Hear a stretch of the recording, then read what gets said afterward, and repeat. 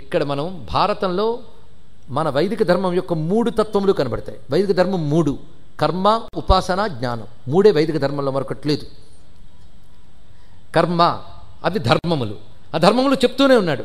ఉపాసనలు కావలసినన్ను ఉన్నాయండి భారతంలో. ఇక్కడ సూర్యోపాసన మొదలైంది, అలాగే శివోపాసన చాలా చోట్ల కనబడుతుంది, విష్ణు ఉపాసన, సుబ్రహ్మణ్యోపాసన అరణ్య పర్వంలో వస్తుంది చిత్రం, శల్య పర్వంలో కూడా మనకు కనబడుతుంది.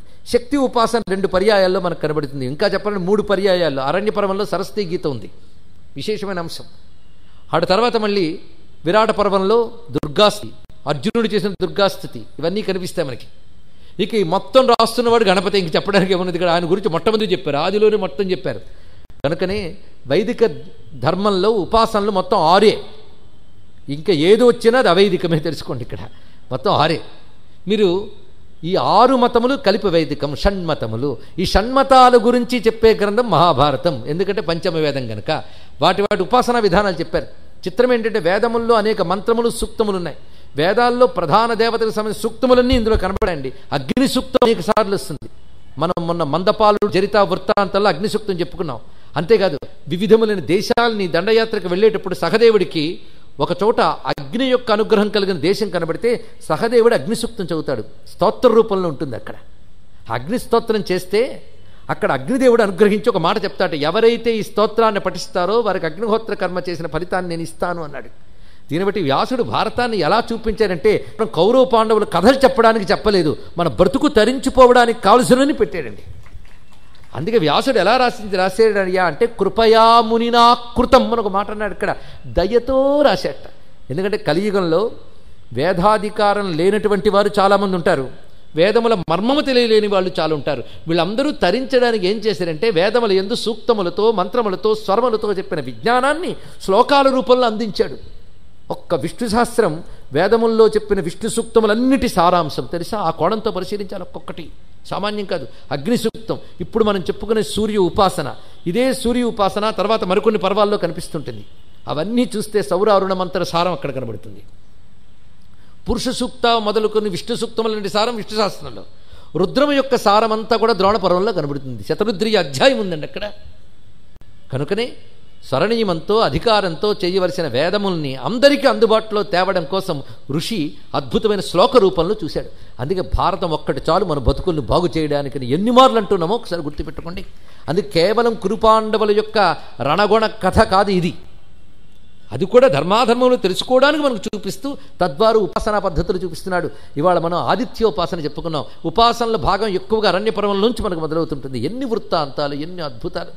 అందుకు ధర్మము, ఉపాసన. ఈ ధర్మము, కర్మ అనేటువంటిది మనం చెప్పుకున్నటువంటి యజ్ఞ, అధ్యయన, దాన, తపస్సులోకి వెళ్తాయి. ఆ తర్వాత ఉపాసనలో ఉండవలసిన పద్ధతుల్లో మన మనస్సంస్కారం ఎలా ఉండాలి, ఎలా దేవతలను ఉపాసించాలి, వాటిలో కూడా యజ్ఞదానాదులు ఉంటాయి, అవి కలుపుతూ చేయాలి. ఉపాసనలో సూర్యోపాసన విధానాన్ని ఇక్కడ ఏర్పాటు చేశాడు. ఈ సూర్య అష్టోత్తర శతనామం మహామంత్ర రాశి ఇది దాచలేదండి, అక్కడ స్పష్టంగా ఉంది. సూర్యోర్యమో భగస్పష్ట పూషార్క సవితారవి గభస్తిమాన జత్కాలో మృత్యుర్ధాత ప్రభాకర. అది అష్టోత్తర శతనామం, చాలా విశేషమైనది. పైగా ఇది సప్తమి నాడు కానీ, షష్ఠి నాడు కానీ, ఆదివారం నాడు కానీ దీన్ని పఠిస్తే అద్భుతమైన ఫలితాలు లభిస్తాయని దీని యొక్క విధానాన్ని చెప్పారు. ఇది జపించన్నీ కూడా బోధించాడు. ఆ తర్వాత గురువు ద్వారా ఈ ఉపదేశాన్ని పొంది అష్టోత్తర శతనామాలని నియమస్థుడై దీక్షగా జపం చేశాడు మహానుభావుడు యుధిష్ఠిరుడు. పైగా జలములందు నిలబడి సూర్యునికి అభిముఖంగా స్తుతిస్తూ వాక్ నియంత్రణతో ప్రాణాయామాది పద్ధతులతో స్తోత్రం చేసేట. స్తోత్రం చేసే పద్ధతిది అంటే అలాంటి పద్ధతులు చేస్తే స్తోత్రం ఫలిస్తుందండి. ఆ తర్వాత సూర్యభగవాన్ని ఉద్దేశిస్తూ యుధిష్ఠిరుడి స్తోత్రం ఉంటుంది. ఇది మరొక ఆదిత్య హృదయంలా కనబడుతుంది, సామాన్యం కాదు. ఇక్కడ అద్భుతమైన స్తోత్రం ఇది. ఈ స్తోత్రంలో సూర్యతత్వం అంతా ఉంటుందండి. సూర్యభగవానుడు కాలం ఎలా ఏర్పరిచాడు, దేవతలు ఎలా వచ్చారు అంటూ అన్నం ఆదిత్యమయం అనే మాట. అన్నము ఆదిత్యమయం, గొప్ప మాట. ఆదిత్యుడు లేకపోతే అన్నం లేదు. ఆదిత్యుడు మనకు ప్రాణదాత. ఆదిత్యుడు ఇచ్చిన ప్రాణశక్తిని వృక్షాదులు గ్రహిస్తాయి, మనం పరోక్షంగా వాటి ద్వారా గ్రహిస్తున్నాం. అందుకు అన్నం ఆదిత్యమయం అని ఆనాడు వేదం చెప్పింది. ఇప్పుడు అంతా రీసెర్చ్లు చేసి మన వాళ్ళు చెప్తున్నారు, చాలా సంతోషం. ఎందుకంటే ఇప్పుడు జరుగుతుంది రీసెర్చే, తిరిగి తెలుసుకోవడమే. ముందు తెలియజేసినటువంటి దాన్ని మళ్ళీ తిరిగి తెలుసుకోవడమే. తెలుసుకోండి, ఇక్కడ అంత స్పష్టంగా మనకి వేదమనందు ఆదిత్యతత్వం చాలా కనబడుతుంది. ఇప్పుడు ఆవేశానికి లోనైతే ఆదిత్యోదయం చెప్పడం జరుగుతుందని భయంతో నేను ప్రస్తుతం నిగ్రహించుకుంటున్నా.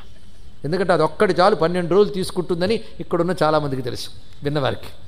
మొత్తానికి ఇక్కడ ఆదిత్యతత్వం చాలా చెప్పబడుతున్నది. ఆ ఆదిత్యుని యొక్క ఉపాసనని చేశాడు. పైగా ఈ మంత్రం ఎలా వచ్చింది అంటే సాక్షాత్ బ్రహ్మదేవుడు ఇంద్రుడికి ఉపదేశించాడు ఈ నామములు. ఇంద్రుడు నారదునికి ఉపదేశించాడు, నారదుడు ధౌమ్యునికి ఉపదేశించాడు, ధౌమ్యుడు యుధిష్ఠిరునికి ఉపదేశించాడు. ఏవం పరంపరా ప్రాప్తం. అది తెలుసుకోవాల్సింది. అంటే మంత్రము దాని ఎలా వచ్చిందో పద్ధతిని కూడా ఇక్కడ వివరించారు. వాడు తర్వాత ఆనందంగా తీసుకెళ్లి ద్రౌపదికి ఇచ్చేటండి. ఇది తీసుకువలసింది ఆ పాత్ర, రాగి పాత్రది. ఎప్పుడు ఈయన ఉపాసన చేశాడు, ఉపాసన ఫలితంగా సూర్య భగవానుడు ప్రసన్నుడై ఒక రాగి పాత్రని ఇచ్చాడు, అక్షయ పాత్రని. ఇది తెలుసుకోవాలి. అదేదో మన ఇంటికి వచ్చింటే బాగుండేది కదా, మనం కూడా వానప్రస్థానికి వెళ్తే చేయొచ్చు, అది వేరే విషయం. గృహస్థ ధర్మంలో ఉన్నప్పుడు కాదు, ఇక్కడే కుదరని చోట కుదర్చడానికి ఇచ్చిందే తప్ప. అది తెలుసుకోవాల్సింది. ఇస్తే ఆయన ఏం చేశాడు, ద్రౌపదికి ఇచ్చట. ఇక్కడ కూడా వంటలేనా అంది ఆవిడ, అనలేదండి. ఇక్కడ ద్రౌపది ఇలా పెట్టేసి వంటలు కోరుకోలేదండి, ద్రౌపది అందులో వండింది అని రాశాడు. జాగ్రత్తగా తెలుసుకోవాలి. ఇక్కడ అక్షయపాత్ర అక్కడ పెట్టేసి కావలసింది కోరుకోవడం కాదు, అందులో వండేదిట. అందులో ఏది వండినా అది చతుర్విధ భక్ష్యములుగా మారుతుంది. వండాలి, భక్ష్య భోజ్యలేహ చౌష్యాదులుగా మారుతుంది. అది ఇక్కడ ఆ మారినది అందరూ వచ్చి ఆరగించే వరకు ఉంటుందండి. అక్కడ ఎవరు వచ్చినా అందుతూనే ఉంటుంది. అందుకే ద్రౌపది వండి నివేదన చేసేదట. ఇది ఆ పద్ధతులు ఎలా ఉండేవో అప్పుడు మనకు తెలుస్తున్నది. అప్పుడు తృప్తి పడ్డట. ఎందుకంటే 2 రకాల భోజనం చెయ్యకుండా ఉంటే వాడిని పాపాత్ముడు అంటారు అన్నారు. 2 రకాల భోజనాలు చేయాలండి, ఇది తెలుసుకోవాలి. 2 రకాల భోజనాలు. ఆ 2 భోజనాలు లేకుండా ఎవరు భోజనం చేస్తారో వాళ్ళు ఆ రోజు విషము తిన్నట్లే అన్నాడు. ఇక్కడ ఈ మాట భారతంలో చెప్పడం కాదు, భగవద్గీతలో చెప్పాడు. ఆ మాటకు వస్తే భగవద్గీత విచ్చుకుంటే భారతం, ఇది తెలుసుకోండి. ఇక్కడ